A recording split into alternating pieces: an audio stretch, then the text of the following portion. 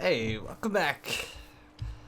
As you can see, I fenced off this place and put torches in every nook and cranny. I got a little tree farm started, some reeds, and a single cactus farm going.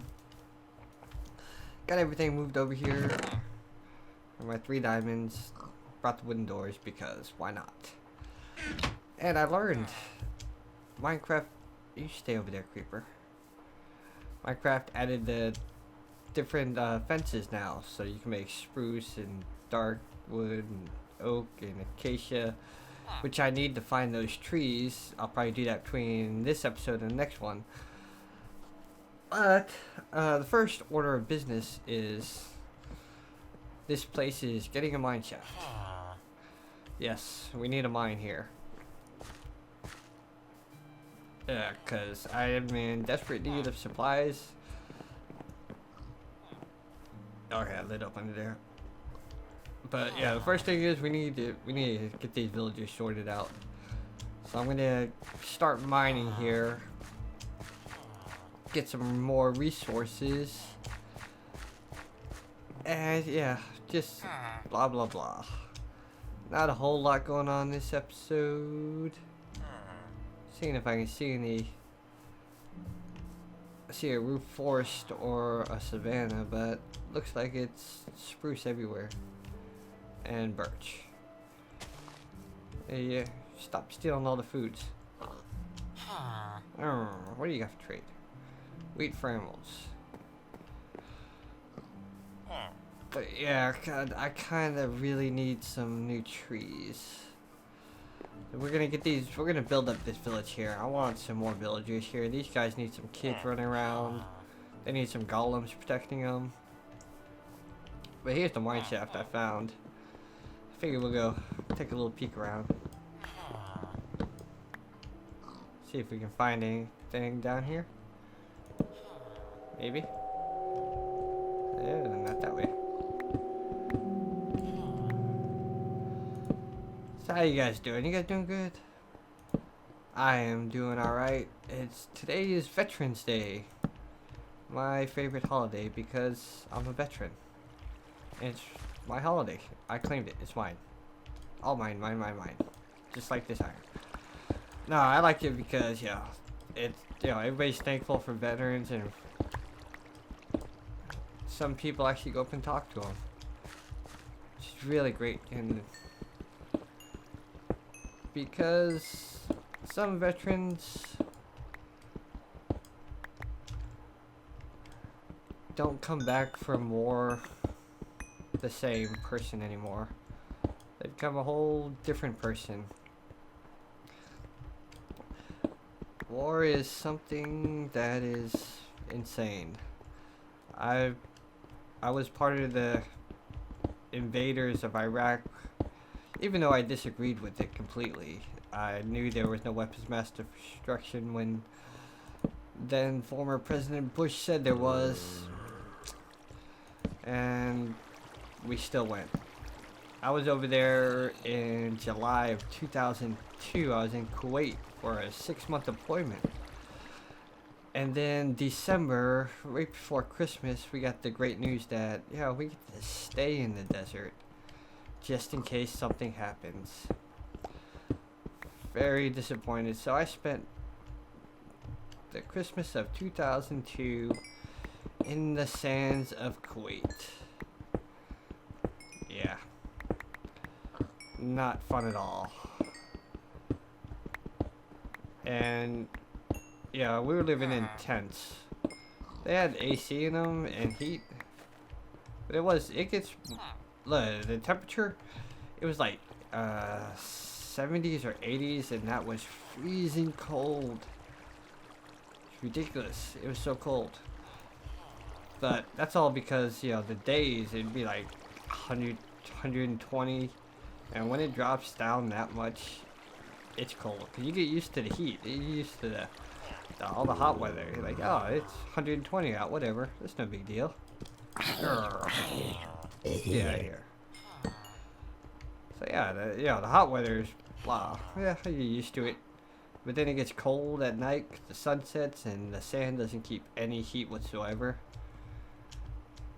We need to go down further. We need more supplies. So we'll go down. We'll go down this one. This one went down already. We'll just keep going down. I want to make a... Oh, look at that. Oh, is that villager that fell down? A villager fell down one of these holes. Oh, I shouldn't have done that. I can't get back up. There we go. Alright, I can get back up. I can run for my life if need be. You see here? What was that? Oh, yeah. So you get all used to the heat, and then when it gets cold out, it's horrible. I want this. Because I think the first thing we're going to do is we need... What should be the first building? Oh, I got my diamond pick. I got more diamonds. Whatever. I'll use it up. Screw it. I should enchant it. I need some bookshelves for that. Oh, where was it? Oh, yeah. So, yeah, I spent, you know, Thanksgiving, Christmas, in the desert when well, Christmas at least, I should have been home. Thanksgiving, I knew I wasn't going to be home for that. But no, I spent Christmas out in the desert, hoping to get a care package from the family. And did I ever get... I think one of them got lost, and it's never been seen again. I think my mom sent me one when I was in Kuwait, and she sent it from Scotland when she was living there, so I don't think I ever got it. It got eaten by the mail system, which happened, is actually quite common, which is sad, because mail is like, you live for when you get mail. That's the thing, you got mail. I got some drink mixes, so I can mix with the water. That's all that we had. Well, we did, I mean, at the DFAC dining facility where we ate chow, there was sodas and stuff like that, and you could buy them if you really wanted to. Whoa, I glitched out there, but I wasn't. Yeah, look at that. Wait, you see it? Oh, there we go. That's weird. You could buy all that stuff. So much better getting it for the family. I have my cousin. She sent me. What is it, like a whole... Well, yeah, this is back in the day when we still used film and developed pictures. This is a little bit before the whole digital era really kicked off. It was just the start of it. We had internet and stuff like that, but it wasn't as popular. This is MySpace time instead of Facebook time. But yeah, she sent me like 2 rolls. It's like 48, almost 50 pictures of leaves. I asked her to, because every day all she saw was desert. Same sand, the same color. Yeah. Very, very boring. So she sent me a ton of pictures of the woods. She took pictures of all the leaves, real close-up ones, and I still got them too. It was great. And what I did was I pasted them all around my cot that I was sleeping on, my bed area, so that when I went to go lay down or just chill out, or it got too hot during the day when we retreated to our tent because we couldn't work, I'd just lay in my bunk and I'd be surrounded by a forest. It was awesome. Everybody loved it. Yeah. A couple of the guys and ladies, yeah, they like to chill on my bunk just to pretend you're back in the States with the trees and the fresh air and not the dusty, sandy, raining mud on you and stuff. Yeah, that's the other thing. It did rain once, but since the wind was blowing, it blew the sand up into the air, and then when the rain came down, it mixed with the sand, which made it rain mud. Very, very depressing. There was a cool, there was like a little I don't know what you call it, a little rec area. It was like a 4-hour drive that we got to go to. I think we went like 3 or 4 times. But there was a little archery range and some consoles you could play. Was it PS2 was out and the Xbox. Yeah, I think that was it. It's been a while. Those you could play some games on those, and there's a bunch of we mostly played actually board games. Just because we like to hang out with each other. I mean, we lived with each other and saw each other every day, but we still like to have fun together. Back then, I was a radar mechanic. I fixed the radar systems. Well, that was my job. That's what the Army trained me to. They spent a year sending me to school to learn how to fix all these different kind of radars. I did that for a little while, but when I was with the unit in Kuwait, I really didn't have much to do because the only time I worked on the radars was when the guy that they had couldn't fix them. He'd call me, and then I'd come and take a look at it and fix it. So, yeah, that's what I did. But there was a lot of time I didn't have anything to do, so I learned how to fix all the other stuff that we had there. I pulled out transmissions, engines, I worked on hydraulics, I worked on all different types of equipment that we had over there. I was with the artillery unit. They had the multiple launch rocket system, MLRS. I worked on those things. Those things were pretty fun to work on. Figuring out some of the issues with them wasn't so much fun because they move, they spin, they target, and so you got mechanical, electrical, electronics all in one. Same thing with the radar systems, but the radar only didn't move quite as much. And the radar system would actually tell the MLRS system, hey, shoot over here. It would detect something, and it would send that information to the launcher, and the launcher would say, hey, we need to aim over here. And then the artillery guys would, do their thing, whatever they did. I swear, I always thought they just pressed a button, but I know it's a lot more than that. It's never that easy. You can't just press a button. But yeah, they did their job. They did have the fire button, and they fire. We went to the ranges a bunch. Yeah, just to have something to do. We were out one range. Oh, and the special forces guys showed up in their little freaking dune buggies. Oh, I'm so jealous of them. Here we are in freaking 2.5 ton ancient 50-year-old equipment. And they drive up in their little dune buggy and say, hey, can we use your range? Oh yeah, sure. And they got all their fancy weapons and stuff. And they just like unload all their ammo that they brought. And I'm like, hey, thanks. And they let us drive around in their... Oh, this goes down more.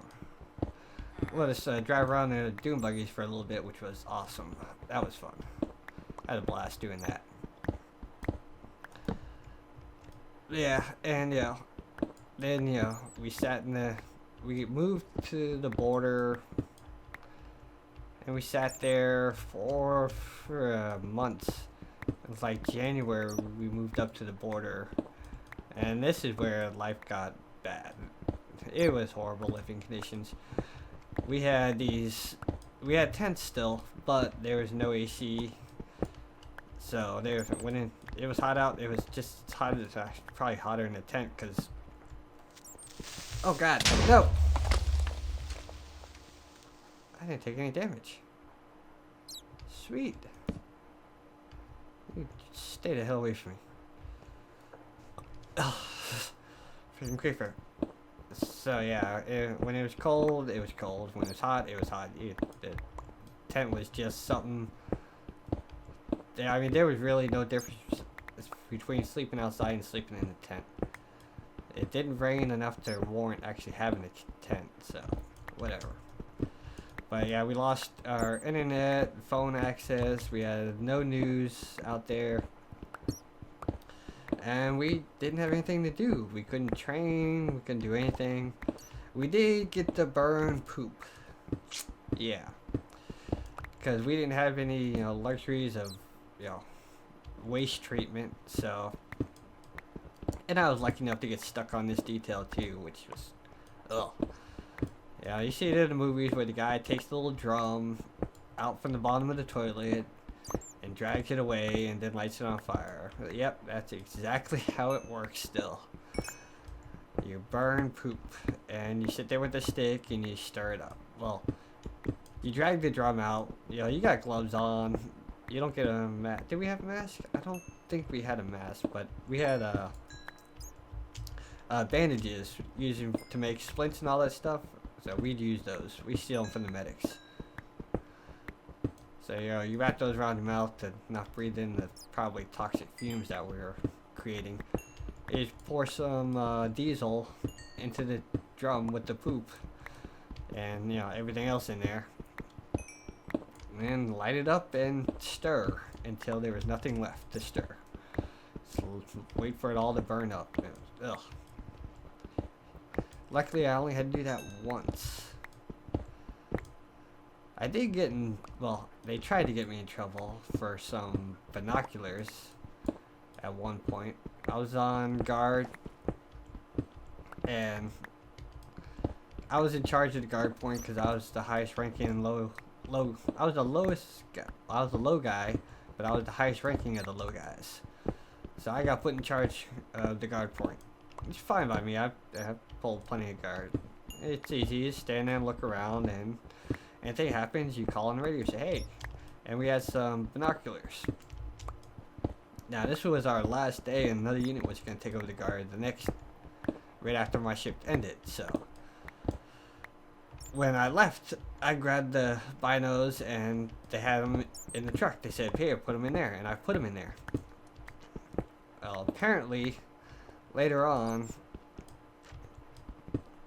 they lost a pair of binos. And they tried to say it was me and I lost them. I was like, no, you said put them in the little box. And I put them in the little box. And that's what you said, and that's what I did, so I'm not getting in trouble for this. Well, they thought, since, I was only lower enlisted, that, they can pull one over on me and make me pay for them. No. That was like one full paycheck for me. I got paid twice a week, and I think it was like $500 or something for those. So they're gonna take a whole paycheck from me for something that I didn't do. That's not gonna happen. So I had to go see the military lawyer, JAG, Judge Advocacy General. Yep, I had to go talk to those people, and I was like, hey, look, these guys are trying to make me pay for this. I didn't lose them. And so I talked with a lawyer, and they're like, well, did you because the military is all about accountability, and every time there's a expensive piece of equipment, you're supposed to sign for it. Like when I took over that guard point, the person before me should have had a piece of paper, a little documentation that I had the signs stating all the stuff that was at that guard point when I took over. But the unit never set that up, so I never officially signed for that piece of equipment, and the only paperwork they had was for when they signed for that equipment from supply. So since they never signed it out to any of the guard posts, they couldn't blame any of the guards, and the higher ranking guys weren't too happy with me that I didn't get in trouble for it, or they couldn't pin it on me and they got in trouble for it, because there's one of the higher ranking guys who signed for all the equipment, and since he didn't sign it out to anybody, he was responsible for it. Now, I didn't lose the binos. They said it was the binos at my point, but what I think happened is the binos got moved around points at some point in time, since no one was keeping track by their serial number where they're supposed to be. They were just keeping track of, hey, everybody's supposed to have binos. So I'm guessing the ones that they thought I had were at a different point, and that person either kept them, lost them, never had them, or something along those lines. But it had nothing to do with me. That's all I knew. The ones I had, I gave to them, and they weren't happy about that. So they couldn't punish me, but they put me on a sergeant major's detail. And everybody else that was on the sergeant major's detail was in trouble serving. They were being punished. They were on restriction. They had to work extra hours, and they lost pay. Since I was in trouble, it wasn't R15 for me. It was a detail. I just had to work the long hours. They couldn't take my money, and they couldn't say any bad. The only thing they did, they took my time. So I was filling sandbags with the guys who did stupid things and got in trouble, even though I didn't do anything wrong. But I was being punished, but it wasn't officially being punished, so they did it. Luckily, I only had to do that for about 7 or 8 days. Usually it's 15 days when you're actually in trouble. But after like 7 or 8 days, one of the radars broke and I had to go work on that, and that was it. I was off the detail. They couldn't make me do it anymore, or they forgot about it and didn't care. But yeah, that's one of the things. Yeah, that's when and another thing they did. We played dominoes all the time. Jeez. We played dominoes, spades, and hearts all the time. You go out to the field we went out to the field for 30 days in like August or September or something, when we were there just for training. Ugh, had nothing to do but play cards and gamble. Can I get up here? Hell, what's up here? Oh, that's where I came from. This isn't where I came from. I hear Skelly. Let's get some torches down. Is that where I came from? I don't know. I came this way. It's lit up. So I've been here. Put you there. How do I get out of here? That's not lit up. That's something's gonna spawn there. But yeah, that's my life in the desert. Well, I've been there 2 more times. I did 3 total deployments, 2 to Iraq, and 1 to Afghanistan. I lost one? Oh god. Give me that. Screw it. I did lose one. And no one should. Yeah, no one should be able to get out. But yeah, I went in 2002. I was in Kuwait. 2003, I was part of the force that invaded the country. Totally against it, but you can't say no. The army doesn't work like that. I need a chest for all this stuff. Oh, 1, 2, 3, 4. What else? The gunpowder and the charcoal in there. So that's, and I got out of the army for a few years. Went back in 2008. And after I graduated airborne school, I went right back to Iraq. And just went straight back. We're gonna have some fun with this stuff. I like those stones. And you, and you, and you, and you. Let's cook up this. Oh, I cooked up my gold. I forgot I even had it. Oh, give me that, give me that, give me that, give me that, give me that. Give me the dirt. Oh, give me that.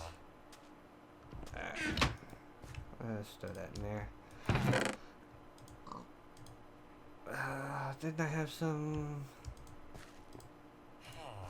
Oh, that's fine. Yeah, I did have some gravel. Let's throw you up there. Put you there. There we go. Like so. Oh, why am I carrying this around?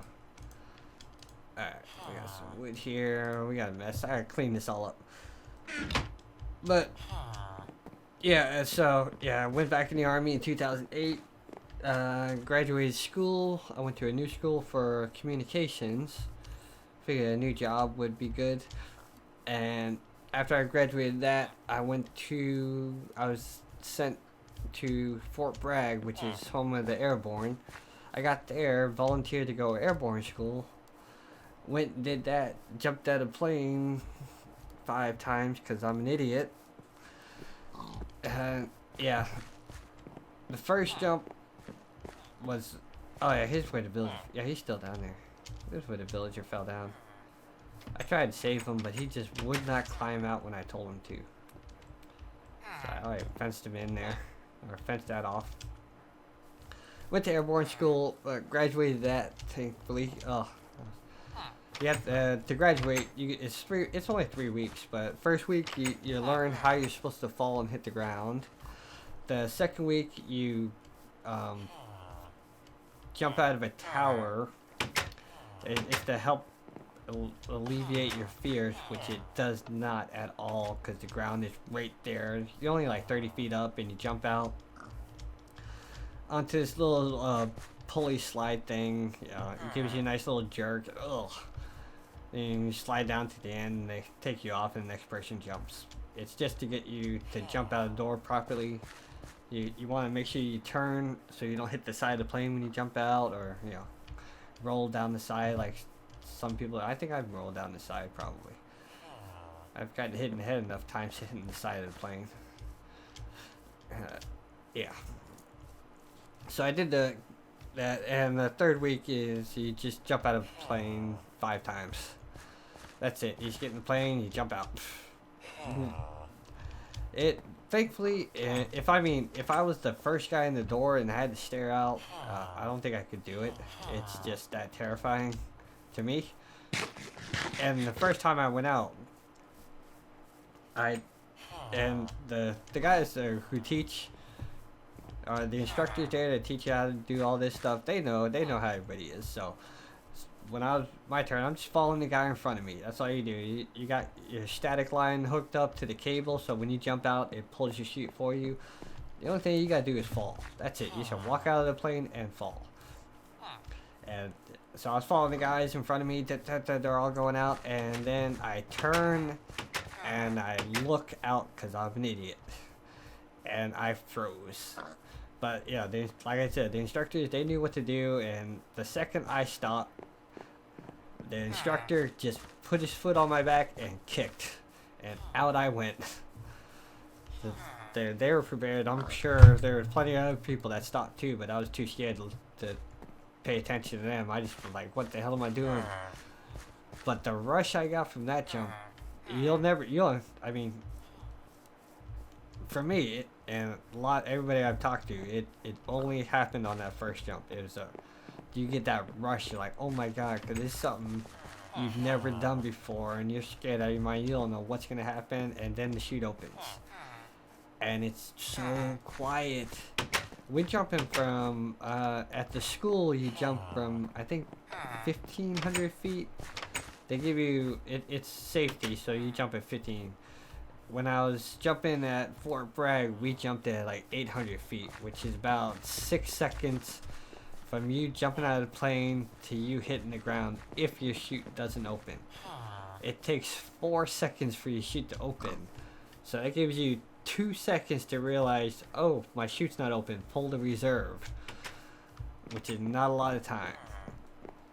I did see a guy fall 800 feet without his chute opening, and he hit the ground and he broke some bones, twisted his ankle, sprained his wrist, I think his ribs is what he broke. But he lived. that was it. Where he landed was actually I'm gonna go to sleep.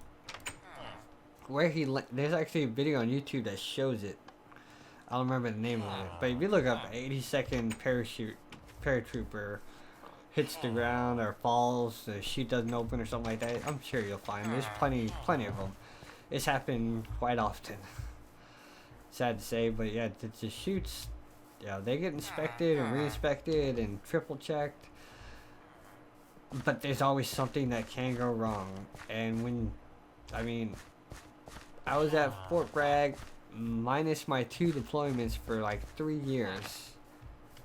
3 years, yeah. I spent 5 years in the Army, and I think the whole time I was assigned to Fort Bragg, but I think I was only physically there for like 3 of them.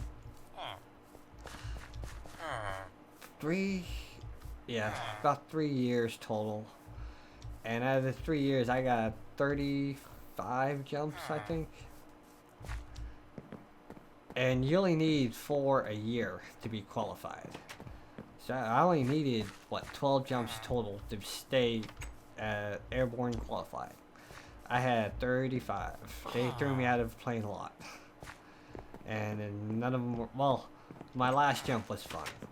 I did enjoy that because I knew it was my last jump, and it was from a helicopter, which you just walk out the back of it, which was awesome because I'm used to going out the side and you have to turn.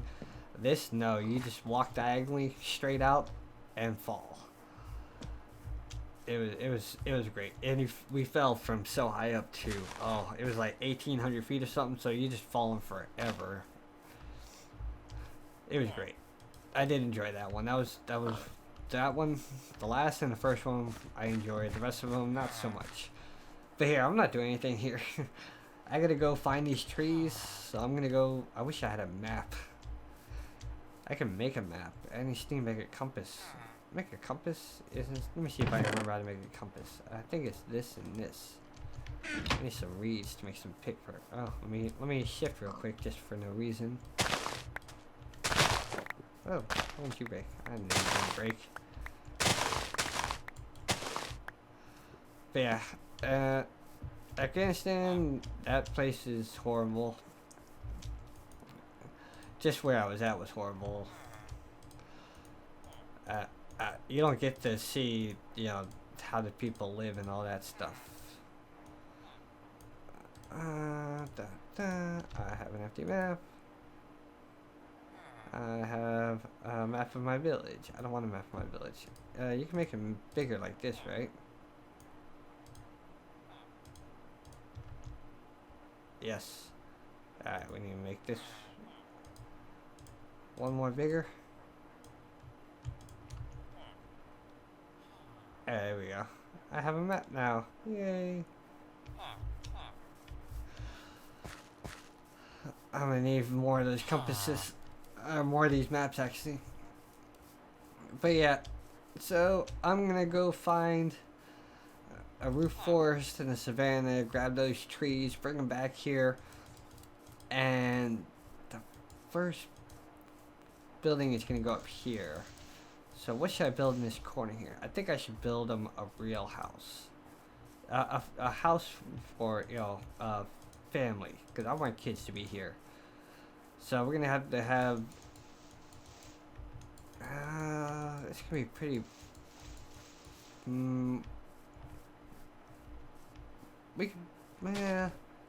Let me know. Should it be a house or should it be a utility building like the blacksmith or a shop or something like that, or apartment maybe, making an apartment complex? You guys let me know what you think, and I will be back soon. Take care.